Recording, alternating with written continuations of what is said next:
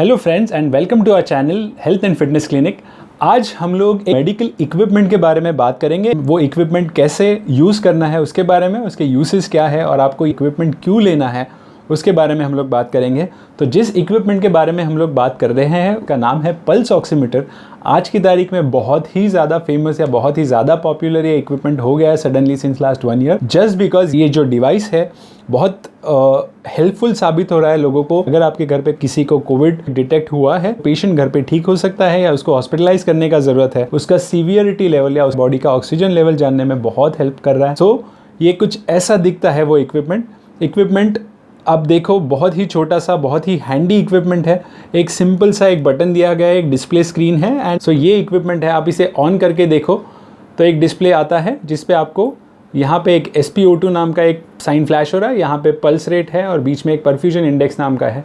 यहाँ पे जो है वो आपके हार्ट बीट्स का जैसे रिदम होता है हमारे पल्स का, वो रिदम दिखता है। ये डिवाइस के बारे में भी बहुत ज़्यादा क्वेरीज है कि हमको कौन से कंपनी का लेना चाहिए, इसका प्राइस रेंज क्या होना चाहिए, कैसे यूज़ करते हैं, 2 ऑक्सीमीटर्स में 2 अलग अलग रीडिंग आते हैं तो क्या करना है, क्या इसका नॉर्मल लेवल है।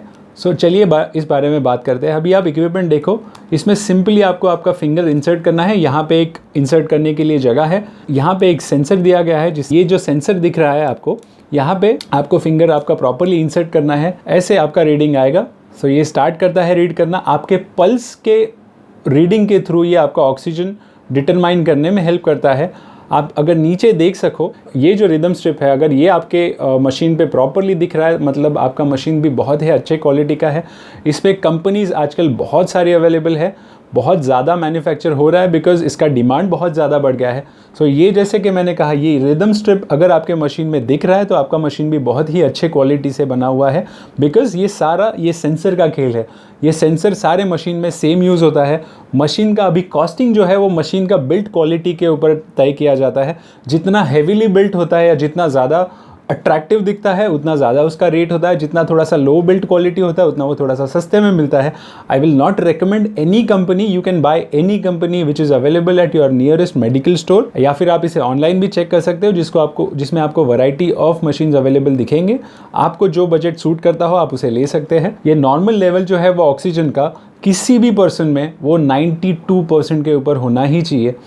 कोई भी नॉर्मल पर्सन में ये लेवल हमेशा 96, 97, 98, 99, 100 के आसपास रहता है।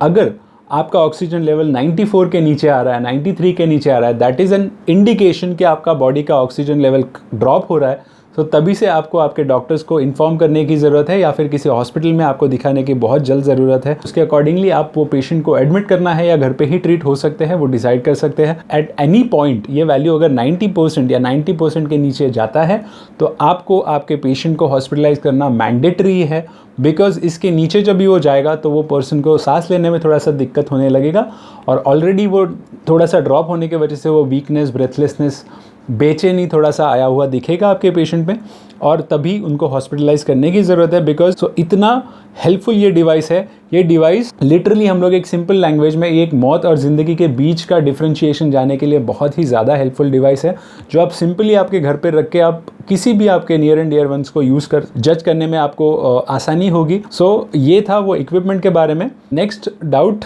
लोगों में ये है कि ऑक्सीमीटर में और दूसरे ऑक्सीमीटर में दोनों में डिफरेंट रीडिंग आता है। सो उसके लिए आप एक कीजिएगा। लोगों में ये भी क्वेरी है कि कौन सा फिंगर यूज़ करना है। सो अगर 2 डिफरेंट मशीन्स में डिफरेंट रीडिंग आ रहे हैं तो दोनों मशीन्स आप यूज़ कीजिए। दोनों मशीन्स आप यूज़ कीजिएगा, 1 से 1.5 मिनट उसे होल्ड करके या उसमें फिंगर इंसर्ट करके रखिएगा।